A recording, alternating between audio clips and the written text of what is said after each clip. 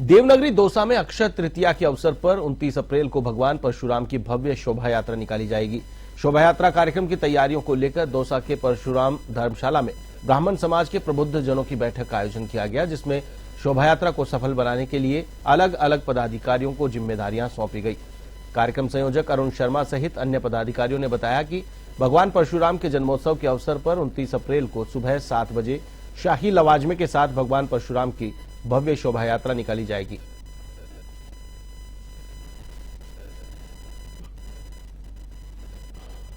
भगवान परशुराम का जो जन्मोत्सव है वो धूमधाम से मनाया जाएगा।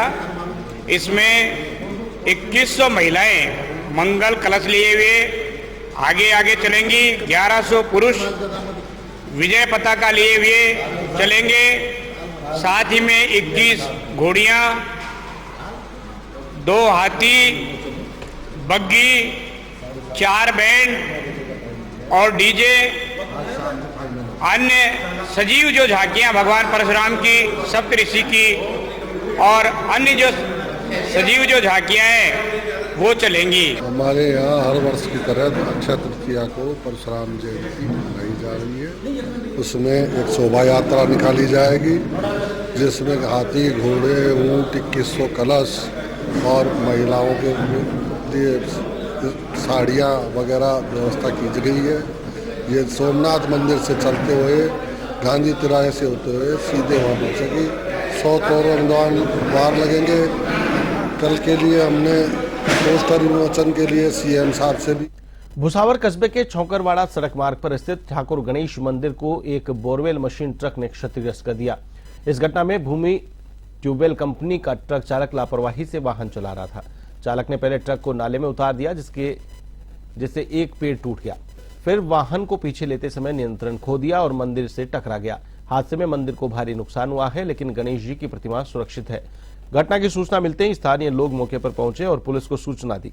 भुसावर थाना पुलिस ने त्वरित कार्रवाई करते हुए ट्रक को वल्लभगढ़ के पास से पकड़ लिया। वहीं ट्रक मालिक ने मंदिर के पुनर्निर्माण का आश्वासन दिया है।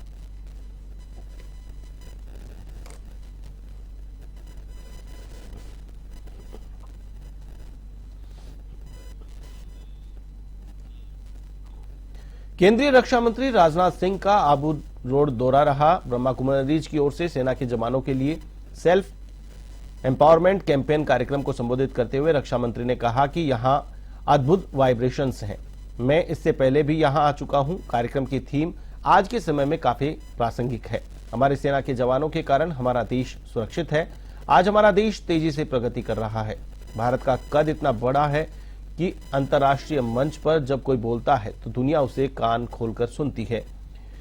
वहीं इस दौरान संसदीय मंत्री जोगाराम पटेल, मंत्री के विश्नोई, राज्य मंत्री ओटाराम देवासी, सांसद लुम्बाराम चौधरी सहित कई नेता मौजूद रहे।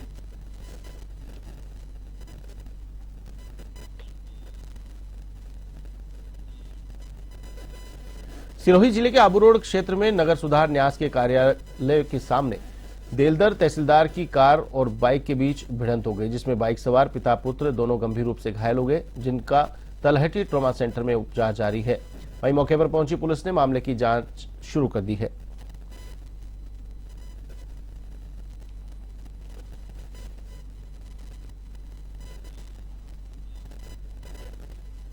सवाईमाधोपुर जिले में अवैध बजरी खनन और परिवहन ने एक और जिंदगी ली है। पूरी रात भर से ग्रामीण ऋषिकेश मीणा का शव लेकर सड़क पर धरने पर बैठे रहे। अवैध बजरी से भरे ट्रैक्टर ट्रॉली की बाइक से टक्कर हो गई। बाइक सवार पिता पुत्री घायल हो गए। उपचार के दौरान जयपुर में पिता ऋषिकेश मीणा की मौत हो गई।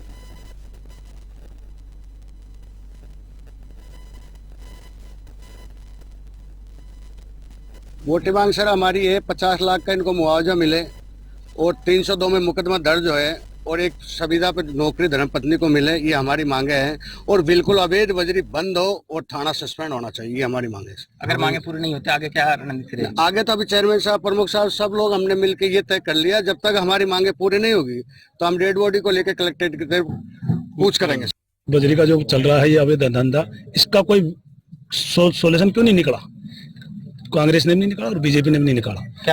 रोज हो रहे हैं। नहीं, इसका फिक्स करना चाहिए, ट्रैक्टर का वजन तोलना चाहिए, जो भी हो। क्यों नहीं हो रहा? मतलब अवैध खनन हो रहा, जायज खनन कौन सा है, तो फिर ये आज तक पता लगा, किसी को कोई पता नहीं लग रहा कि जायज है क्या, क्यों नहीं हुआ।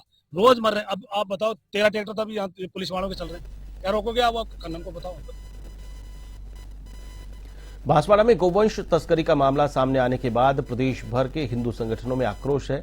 कई हिंदू संगठनों के पदाधिकारी पिंक सिटी प्रेस क्लब में एकत्रित हुए और मुख्यमंत्री भजनलाल शर्मा से दोषियों के खिलाफ कार्रवाई करने की मांग की।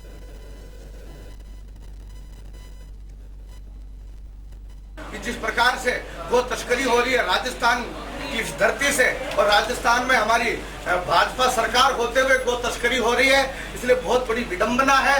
और हम निवेदन करते हैं, अभी तो हम शासन पर आरोप नहीं लगा रहे हैं, अभी प्रशासन पे आरोप है कि वो उनको प्रोटेक्शन दे रहा है, कसाईयों को और गाय माताओं को सरेआम ट्रकों में भर करके और वहां महाराष्ट्र ले जाया जा रहा था।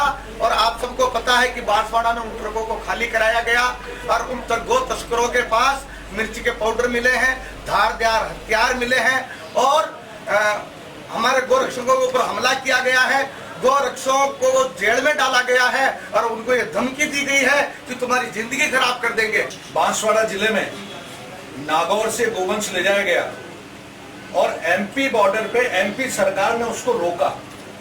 तो सबसे पहले तो एमपी सरकार को बहुत बहुत धन्यवाद कि हमारी गौमाता को बचाया उन्होंने। और जो लोग यहाँ से लेके जा रहे थे, बकायदा पुलिस प्रोटेक्शन में गोवंश को ले जाया जा रहा था, बांसवाड़ा बॉर्डर पे जब रोका गया तो जब गौ भक्तों को पता चला, जब राष्ट्र भक्तों को पता चला इस चीज का, तो उन्होंने पूरे दलबल के साथ के अंदर हमारी गौमाता को बचाया। इसके लिए उन सभी को बहुत बहुत धन्यवाद और बहुत बहुत साधुवाद उनको कि उन्होंने इस तरीके से हमारी गौमाता को बचाया। चाणक्य सेना ने फिल्म निर्देशक अनुराग कश्यप द्वारा ब्राह्मण समाज के विरुद्ध की गई टिप्पणी से समाज में भारी आक्रोश है। इसके लिए चाणक्य सेना ने घोषणा की है कि अनुराग कश्यप का जो भी व्यक्ति मुंह काला करेगा उसे 1 लाख रुपए नकद इनाम दिया जाएगा। इस संदर्भ में पूरे देश में ब्राह्मण संगठनों ने जबरदस्त विरोध एवं आक्रोश व्यक्त किया है। चाणक्य सेना, सर्व ब्राह्मण महासभा, ब्राह्मण सेवा संघ, अखिल भारतीय ब्राह्मण महासभा, विश्व ब्राह्मण परिषद, अखिल भारतीय ब्राह्मण संघ की ऑनलाइन बैठक आयोजित की गई, जिसमें देश भर के संगठनों के पदाधिकारी जुड़े। बैठक की अध्यक्षता सर्व ब्राह्मण महासभा के राष्ट्रीय अध्यक्ष एवं चाणक्य सेना के मुख्य संरक्षक पंडित सुरेश मिश्रा ने की। बैठक में ब्राह्मण सेवा संघ विशंभर दयाल शर्मा, अखिल भारतीय ब्राह्मण महासभा KN तिवारी, विश्व ब्राह्मण परिषद डॉक्टर KV शर्मा, अखिल भारतीय ब्राह्मण संघ के प्रवीण मिश्रा, कनाडा से डॉक्टर आजाद कौशिक, नरिशंत शर्मा, डॉक्टर ओम शर्मा, जितेश शुक्ला सहित कई पदाधिकारी शामिल हुए। देखिए, जिस प्रकार से अनुराग कश्यप ने ब्राह्मण समाज के विषय में टिप्पणी करी है, वो एक निंदनीय कार्य है।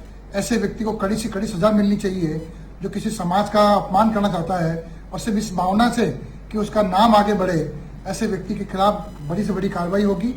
हमने यह भी तय किया है कि चाणक्य सेना की ओर से 1 लाख रुपए का पुरस्कार दिया जाएगा जो व्यक्ति उसका मुंह काला करेगा। जो ब्राह्मण समाज सबको साथ लेके चलता है, हर व्यक्ति का सम्मान करता है, सबको आगे बढ़ाने की बात करता है, जन्म मरण परण में साथ रहता है, उस ब्राह्मण के विषय में अनगढ़ लाभ करने वाले अनुराग कश्यप, तू सावधान हो जा, तेरा मुंह काला जल्दी होने वाला है। इस संदर्भ में जयपुर में एडवोकेट अनिल चतुर्वेदी जी और सुनील उदैया जी ने देशनोक में पिछले दिनों सड़क हादसे में 6 लोगों की मौत के बाद मामले में बीकानेर बंद का आह्वान किया गया। मृतकों के परिजनों को आर्थिक सहायता की मांग को लेकर यह बंद का आह्वान किया गया। पूर्व मंत्री गोविंद मेघवाल, कांग्रेस नेता महेंद्र गहलोत, रामनिवास कूकना आदि समर्थकों के साथ सड़कों पर उतरे और KEM रोड इलाके पर बाजार बंद करवाए, मुख्य बाजारों में रैली निकाली।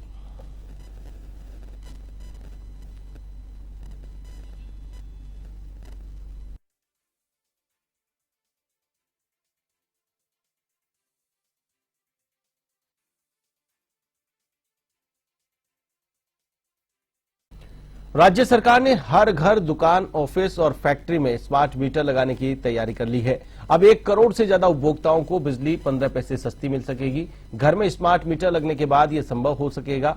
इसके तहत प्रीपेड यानी पहले पैसा फिर बिजली का ऑप्शन चुनने पर 15 पैसे प्रति यूनिट बिजली डिस्काउंट मिलेगा। स्मार्ट मीटर को बिजली मित्र ऐप से कनेक्ट किया जाएगा। इससे उपभोक्ता अपने मोबाइल पर ही रोजाना उपभोग और अनुमानित बिल चेक कर सकेंगे। सरकार स्मार्ट मीटर योजना की जल्द औपचारिक शुरुआत करने वाली है।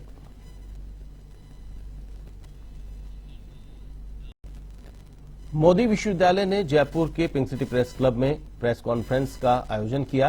प्रेस कॉन्फ्रेंस में मोदी विश्वविद्यालय के डीजीएम एडमिन प्रवीण झा ने विश्वविद्यालय में शुरू होने वाले नए सत्र से संबंधित जानकारी साझा की। विश्वविद्यालय ने छात्राओं के लिए इस साल की कुछ खास छात्रवृत्ति की घोषणा की। उन्होंने कहा कि विश्वविद्यालय स्किल डेवलपमेंट के लिए कई कोर्स उपलब्ध हैं।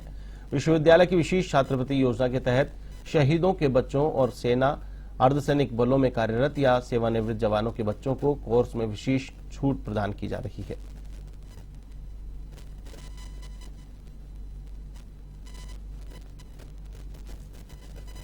अगर आप देखें तो 32.8 लाख है और जो इंटर्नशिप बच्चों को मिला है वो 2 लाख प्रति माह मिला है, तो ये एक बड़ा अचीवमेंट है खास करके बच्चों के लिए। दूसरा जो है इस साल हमने मोदी स्कूल में डे स्कूलिंग की शुरुआत की, कक्षा 1 से लेकर के 12वीं तक। तीसरा जो है NAC के प्लस करने के बाद हमने सेंटर ऑफ डिस्टेंस एजुकेशन की शुरुआत की। चौथा, इस साल जो स्कॉलरशिप का प्रावधान है वो राष्ट्रीय स्तर की जो परीक्षाएं हैं उस पर 100% स्कॉलरशिप का प्रावधान है। इसके अलावा शेखावाटी क्षेत्र के लिए विशेष स्कॉलरशिप का प्रावधान किया है और जो राजस्थान सरकार या भारत सरकार की आरक्षण नीति है उसके अंतर्गत जो भी